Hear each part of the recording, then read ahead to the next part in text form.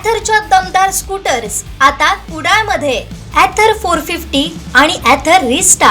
आजच भेट द्या Ather showroom, Mumbai Goa highway, Kudal. Hotel spice कोकणच्या समोर.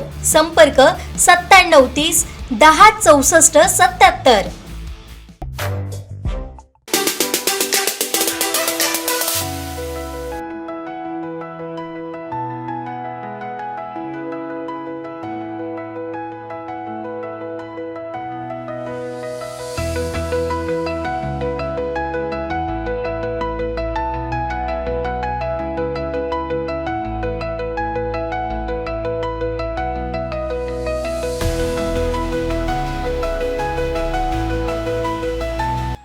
हे जे तळ आहे त्याला माणकवणं म्हणतात आणि हे पेशवेकालीन तळ आहे. आपला जो तर आहे तर तो पांडवकालीन आहे होताच.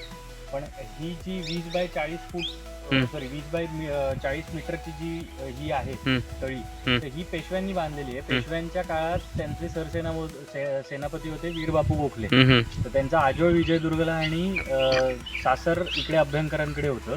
तर तेव्हा त्यांचं घोडदळ वगैरे जेव्हा यायचं तेव्हा ते इकडे थांबायचे आणि त्याच्यासाठी त्यांनी गायींना किंवा घोड्यांना पाणी पिण्यासाठी ही अशी वाट तयार केलेली होती.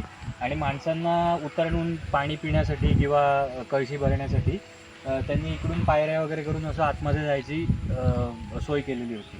तर ह्याची दुसरी गंमत काय आहे, ह्याला अंडरग्राऊंड पाट दिलेला आहे जो इकडून पूर्ण गावाला पहिल्यांदा पाणी पुरवठा करत असेल.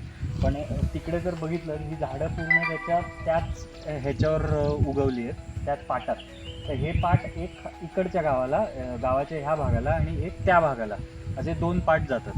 तर जेव्हा पाणी भरायचं इकडे तेव्हा हे पाणी पूर्ण त्या बाजूला आणि त्या बाजूला यायचं. पण आता विहिरी आणि बोरिंगमध्ये मध्ये खोदल्यामुळे तर ते पाणी तिकडे पोचत नाही. पण अजूनही तो पाट वगैरे ओला असतो. आणि अशीच तळी आणि एक विहीर मागच्या बाजूला आहे. तर ह्याला गोडं तळं म्हणतात आणि मागच्या बाजूला आहे त्याला कडवं तळं म्हणतात. हो, नक्कीच आहे. आम्हाला काही प्रॉब्लेम नाही. बघायचं असेल तर हे करू शकता. फक्त इकडे काही प्रातर्विधी करायला किंवा सिगरेट दारू प्यायला अलाउड नाही आहे. बाकी तुम्हाला काही एन्जॉय करायचं असेल तर इकडे बसायला किंवा फिरायला वगैरे काही प्रॉब्लेम नाही आमचा. आता असे हे जे दुर्मिळ सगळे वास्तू आहेत तर त्यांचं जतन तर करायलाच हवं. आणि अजून लोकांना कळेल, प्रोत्साहन मिळेल, त्याप्रमाणे त्यांना सरकारकडूनही किंवा आपल्या लोकांकडूनही प्रोत्साहन मिळालं हवं. आता इथे हा विषय कसा होतोय, हे जे दगड आहेत हे दगड कुठल्याच मेजरमेंटमध्ये बसत नाही आत्ताच्या.